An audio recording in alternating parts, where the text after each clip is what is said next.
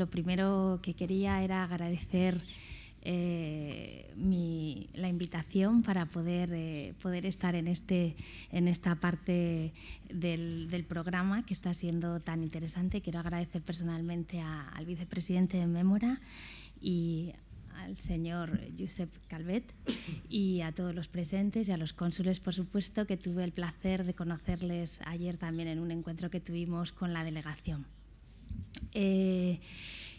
Yo quería, bueno, primero poner un poco en contexto en qué bloque entramos, que es muy diferente a todo lo que hemos visto hasta ahora. Quizás puede parecer mucho más arduo y no tiene unas connotaciones tan, digamos, fáciles de explicar, porque vamos a hablar del tema de la legislación, que es entrar en una materia un poco más difícil, ¿no? Pero yo creo que es importante también encuadrar un poco bajo qué legislación, bajo qué normativa hay que actuar en todo el proceso de una repatriación. Yo primero me quería presentar. Como bien han dicho, soy la directora de Sanidad y Política Social de la Delegación del Gobierno en Cataluña. Y bueno, este área es un área muy extensa, cubre todas aquellas competencias del Ministerio de Sanidad que no están transferidas a la comunidad autónoma. Y bueno, cuento con un cuerpo de médicos, de veterinarios, de farmacéuticos, que son un poco los que cumplen las actividades y las competencias que tenemos en esta materia, que es todo aquello que está relacionado con el paso a través de frontera de personas, de cadáveres, de restos humanos, de animales, de mercancías. Es decir, en este área tenemos también toda la mercancía, todos los puestos de inspección fronteriza que hay en el puerto, en el aeropuerto, y al final todo con un objetivo muy concreto, que es ser un poco los garantes de la salud pública y de todo el tema de paso de problemas sanitarios que pueden tener repercusión para la salud pública a través de las fronteras del territorio español. Diciendo esto, me voy a ir centrando cada vez más en el tema que nos compete aquí, y dentro de este área de sanidad está sanidad exterior, que es dentro del área de sanidad exterior tenemos toda la temática relacionada con policía sanitaria mortuoria y dentro de esto con el traslado internacional de cadáveres. Entonces, bueno, en cuanto a la ponencia previa, que era todo el tema de gestión de cadáveres en medios de transporte internacional, en los buques y en los aviones, ha habido ciertas referencias a sanidad exterior. Yo creo que bueno, la coordinación que tenemos, el equipo de sanidad exterior aquí en Cataluña es estupenda, con todos los actores que forman parte de este eslabón de repatriaciones, y yo quería enfatizar, nosotros tenemos la responsabilidad de garantizar todo lo que es el reglamento sanitario internacional, que como ustedes saben es un instrumento creado y aprobado por todos los países que componen la Organización Mundial de la Salud y que se acordó en la Asamblea General. Este Reglamento Sanitario Internacional surgió después de muchos debates internos, y yo creo que la delegada lo ha expuesto muy bien, en donde ha habido una evolución enorme en todo el contexto epidemiológico y en todo el contexto de la globalidad de enfermedades infecciosas, y ahora veremos que en este reglamento se contemplan también otro tipo de accidentes o de enfermedades no infecciosas que también tienen riesgo para la salud pública, que de alguna manera en el reglamento previo se obviaban. Entonces, en este Reglamento Sanitario Internacional, que se acabó de finalizar en el año 2005, el 23 de mayo, y entró en vigor en los países en el 2007, se regula muy bien todo lo que es el control y vigilancia a través de estas fronteras. Y como bien decía, se aumenta el espectro un poco de las enfermedades que todos tenemos en la cabeza, cuarentenables, y que los grupos 1 y 2 y 3, en los cadáveres, hay muchos cambios ahí, ¿no? Han surgido enfermedades nuevas. Han surgido también situaciones nuevas en cuanto a agentes que no sean infecciosos, como son los agentes químicos, nucleares, radiológicos o biológicos. Pues podemos poner, por ejemplo, el tema de la radiación de Fukushima o ejemplos muy concretos, ¿no?, que sabemos que tienen también un riesgo para la salud pública y que también deben de tener un control y unas medidas muy específicas. Y aquí se ampliaba también mucho pues, a esas 4 enfermedades cuarentenables, a otro tipo de situaciones infecciosas también, o a enfermedades reemergentes o emergentes que se llaman, que son enfermedades que pensábamos que ya las teníamos controladas y desafortunadamente, pues por diversos factores han vuelto a resurgir, ¿no? Como es el tema de la polio o como es el tema del cólera, que parece que ya estaba confinada en determinados países, pero en el contexto de esta globalización, de quizás relax en campañas de vacunación, muchos factores, pues estas enfermedades siguen teniendo ahí su relevancia y no las podemos obviar. Y todo esto hace que, bueno, que el Reglamento Sanitario Internacional sea un instrumento muy válido actualmente, y para la comunicación siempre con los medios de transporte hay unos anexos muy claros, que en el caso de los buques es la Declaración Marítima de Sanidad y en el caso de las aeronaves es la parte sanitaria de la declaración de una aeronave, que justamente en el transcurso de ese trayecto, de ese medio internacional, el comandante o el capitán del buque tienen la obligación de, antes de llegar al puerto o al aeropuerto, tienen ese documento oficial para todos los países que son prácticamente todos de reglamento, de informar a las autoridades responsables en el país. En este caso sería a Sanidad Exterior. Entonces, existe una vehicularización que, bueno, aquí un poco hablaba de la parte de los compañeros que gestionaban esta parte aérea y marítima, un poco de la complejidad un poco administrativa, pero esos documentos son bien claros, concisos y todo el mundo lo tiene a mano, ¿no? Exacto. Bueno, entonces yo quería un poco matizar ahí, ¿no? Por eso es importante que siempre, cuando hay una defunción en un medio de transporte internacional, las autoridades sanitarias deben ser advertidas y avisadas de que existe este problema a bordo. Bien cierto es que no es lo mismo una causa conocida, un infarto, una enfermedad que afecta al individuo solo, pero se debe valorar realmente ese riesgo que puede haber de salud pública. Y por eso es importante la presencia de Sanidad Exterior. Dicho esto,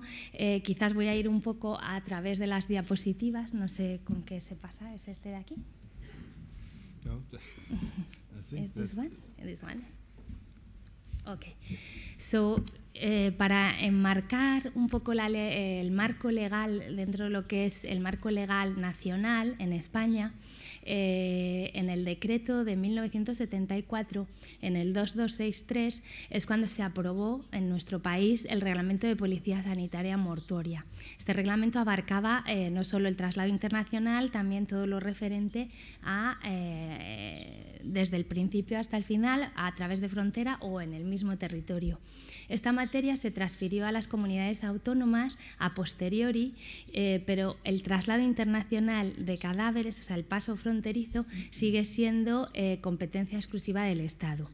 La transferencia fue de lo que es toda la sanidad interior, es decir, todo lo que está relacionado pues, con técnicas de conservación, de embalsamamiento, con todos los protocolos y garantías que deben de tener las empresas funerarias, con los requisitos para los cementerios, toda la parte interna territorial. Como podemos ver, en la última Ley General de Salud Pública, que se hizo una actualización también en el año 2011, en el artículo 37b expone muy bien cuáles son las funciones de sanidad exterior, que es un poco lo que he explicado con más palabras, ¿no? Que es el control y la vigilancia de las condiciones higiénico-sanitarias en el tráfico internacional de personas, de cadáveres, de restos humanos, de animales y de bienes, incluyendo tanto los productos alimenticios y alimentarios como otros bienes susceptibles de poner en riesgo la salud de la población, tales como los medios de transporte internacional. Si nos metemos dentro del marco legal internacional, y yo sé que vamos a hablar mucho de esto en esta mesa, todos sabemos que en realidad basa la legalidad internacional a la hora de dar facilidades o de tener diferentes instrumentos al transporte a través de fronteras de cadáveres, está regido por el Acuerdo de Berlín y el Convenio de Estrasburgo, que son bastante antiguos. Si vemos, el Acuerdo de Berlín es del año 1937 y el de Estrasburgo del 73. No me voy a extender mucho porque sé que la persona que me va a va a continuar con la exposición, lo va a explicar más detalladamente, pero en el 1973, el 26 de octubre, apareció el instrumento de ratificación de este acuerdo y establecía un régimen especial que se aplicaba a los países firmantes de estos acuerdos y bueno, lo que apareció como instrumento un poco de compendio, de facilitación, es el salvoconducto mortuorio, el laissez-passer, que ahora lo veremos con más detenimiento. Entonces, yo lo que quería era un poco definir muy bien cuáles son los requisitos que Sanidad Exterior y cuáles son sus protocolos de actuación ante los diferentes países, dependiendo de los países en los que se produzca la nacionalidad del cadáver, ¿no? Entonces, para una autorización de salida de un miembro, de una persona que fallece de los países que no tienen acuerdo de Estrasburgo, lo que pide Sanidad Exterior, que es al final la autoridad competente en dar la autorización de entrada o salida de ese cadáver, sería la autorización de entrada en el país de destino, que tiene que ser expedida por el cónsul en España de ese país, el certificado de defunción, el acta de embalsamamiento, la autorización judicial si es que ha habido una muerte que no sea natural y la inscripción en el registro civil. Esto para una salida. Para una entrada, el trámite de los países que no ratificaron el Acuerdo de Estrasburgo, el trámite administrativo y toda la recogida de la documentación lo debe hacer el cónsul español en el país donde se haya producido el fallecimiento. El cónsul o la persona que delegue es la persona que firmará el acta de cierre de féretro, el que certifica que el féretro contiene los restos de la persona fallecida y que ha sido debidamente sellado y lacrado. Y los certificados en los que basa su actuación serían el certificado médico de defunción, el certificado de defunción del registro civil local, el permiso de la autoridad judicial si es una muerte violenta y el acta de embalsamamiento. Estamos aquí hablando de la legislación estricta. En aquellos países que tienen firmado el Acuerdo de Estrasburgo aparece este documento, que es el salvoconducto mortuario, el laissez-passer, y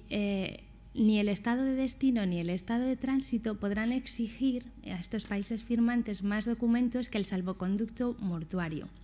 lo cual no excluye que la autoridad competente del país al que llega el cadáver puede denegar la entrada en un momento dado si al realizar la inspección de ese féretro encontrase alguna irregularidad en las condiciones de ese féretro. Para que el cónsul para que se emita ese documento, no el cónsul, para que se emita este documento de salvoconducto mortuorio, los documentos necesarios de la autoridad competente que debe de realizar este documento serían el certificado de defunción, el acta de embalsamamiento, la autorización judicial si hay muerte violenta y la inscripción en el registro civil. La autoridad sanitaria haría el salvoconducto mortuorio y con ese documento no tendría por qué haber absolutamente ninguna exigencia más de un documento oficial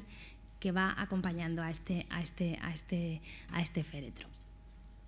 Este salvoconducto mortuorio hemos visto que esto es del año 73, es un documento que está anexado a este acuerdo y debe contener, para que sea válido y para que se pueda utilizar, debe contener todos los datos que figuran en ese modelo oficial. Y además tiene que estar redactado en el idioma oficial o alguno de los idiomas oficiales del Estado en que ha sido expedido y siempre en uno de los idiomas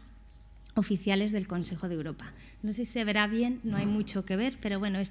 para que vean un poco lo antiguo que es, ¿no? He puesto el formato, realmente el formato original, ahora lo tenemos actualizado, ¿eh? Pero quería poner el original porque no han cambiado los datos que hay que recoger y cómo debe rellenarse, ¿no? Y uno de los requisitos es que siempre en la parte de atrás tiene que venir reflejado el artículo 3 y el artículo 5 de este convenio.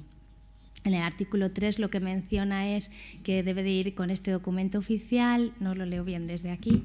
y pues lo que explicaba de las lenguas del salvoconducto, etcétera, etcétera. Y en el artículo 5 habla un poco más en detalle de los requisitos del féretro y de que realmente se debe de certificar que va una sola persona, etcétera, etcétera. Como yo sé que en esta mesa, un poco y lo que se ha explicado al principio, pues existe este debate de que realmente a nivel de los países de Unión Europea existe ese libre movimiento de lo que son los ciudadanos de a pie, ¿no? Y sin embargo no existe la misma regulación para el tema de los cadáveres, con todas las dificultades administrativas que esto conlleva. Pero la realidad actual es esa, ¿no?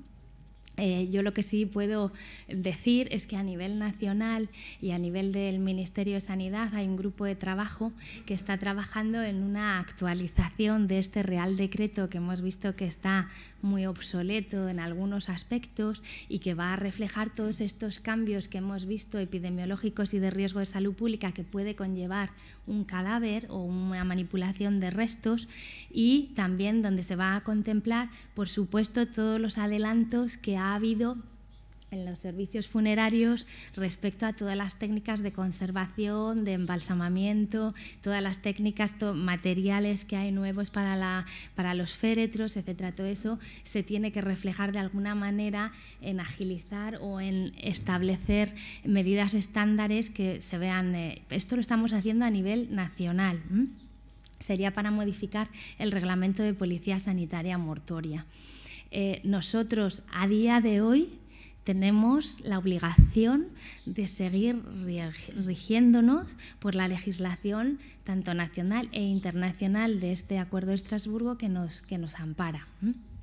Es curioso ver que un documento de la simplicidad como el que he mostrado, el salvoconducto mortuorio, seguimos recibiendo salvoconductos mortuorios después de tantos años que siguen estando incompletos, que no tienen el artículo 3 y el artículo 5 en el documento y que no son válidos, e incluso que ni siquiera tienen un formato de salvoconducto mortuorio en algunos países, ¿no? Que es algo que siempre llama la atención, que instrumentos que se crean para crear esa facilidad administrativa muchas veces no se consigue llegar, a pesar de los años, a tener una directriz clara y un documento único bien rellenado, ¿no? Y esto lo encontramos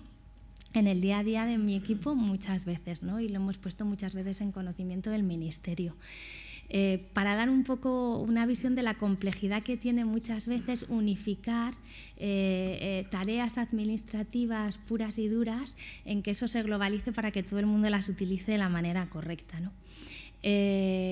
Lo que ponía aquí de acuerdos internacionales es que realmente yo también impulso y creo la necesidad que hay de que a nivel de Comisión Europea, ¿no?, de Parlamento, se regule de una manera mucho más clara y concisa, y bueno, creo que todo el mundo está de acuerdo en que todo aquello que facilite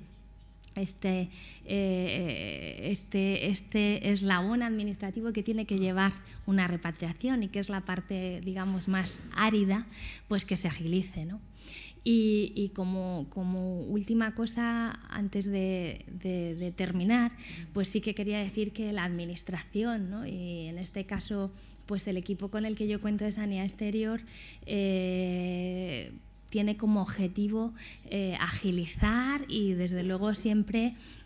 facilitar los trámites. Por supuesto, tenemos que estar encorsetados con nuestro marco legal y esto es así, pero siempre en el día a día en nuestra actividad intentamos facilitar lo máximo posible este trámite administrativo. Y eso, bueno, pues aquí están muchas de las personas con las que trabajamos y lo hemos oído y es así, ¿no? Esa coordinación y esa colaboración al final se obtiene a nivel de cada punto, ¿no? Bueno, yo también quería decir que, bueno, que aquí termina mi presentación de los marcos legales, que yo creo que era importante para ponerlo en contexto para el resto de participantes y que es el rol que yo desempeño como directora de Sanidad. Pero por otro lado también decir que, bueno, que me ha sorprendido mucho las jornadas, la primera parte del debate, ¿no?, toda la parte de gestión de catástrofes, que ha permitido que yo también tuviera la visión de mis compañeros de la medicina legal, de los servicios funerarios, de esa coordinación importante que existe Y yo me quería unir un poco al comentario que hacía la doctora Olga Pané al principio, donde yo creo que nos hemos convertido en una sociedad que es verdad que esta parte de la muerte la quiere obviar, y ahí creo que se está cometiendo también un poco de error, ¿no? Y que muchas de las iniciativas que yo he visto aquí, pues que me parecen que son una apertura a introducir este aspecto en otro contexto. Yo, antes de ser directora de Sanidad, trabajé 15 años también en el mundo humanitario y me ha emocionado y me ha traído muchos recuerdos el ver todo esto que se ha hablado de catástrofes. He tenido la suerte de poder vivir en primera persona la percepción de la muerte y todo lo que conlleva. Lo que pasa que mi campo era mucho más específico a nivel de epidemias, donde es más personal local de diferentes culturas y países, y todo el terror que provoca, todo el contagio, ¿no? En catástrofe natural eso no existe tanto, pero en epidemias la gestión de los cadáveres en una epidemia de fiebre hemorrágica, de Marburg, por ejemplo, en Angola, o de cólera, crea mucho miedo en la sociedad, ¿no? Y trabajando con la Organización Mundial de la Salud, pues viví cosas tan impresionantes, ¿no? Como que llegábamos los equipos o los organismos a gestionar la epidemia y la parte de cadáveres, pero no se tenía la sensibilidad de entender que había prácticas tradicionales o creencias en la sociedad que se tenían que tocar primero, ¿no? Y ahí se empezó a trabajar muchísimo en todo este tema con el tema de los antropólogos también, ¿no? De intentar entender cuál es la visión de la muerte de un cadáver. En algunas culturas la cercanía al cadáver es muy estrecha, cosa que a lo mejor no ocurre tanto en la nuestra. Hay muchos matices, ¿no?, que me han recordado mucho esa exposición y no me quiero enrollar, pero bueno, mi objetivo, que era enmarcar un poco este tema que nos atañe hoy de repatriación internacional en el marco legal, espero haberlo conseguido tanto a nivel de nuestro país aquí como a nivel internacional con lo que nos regimos. Muchas gracias.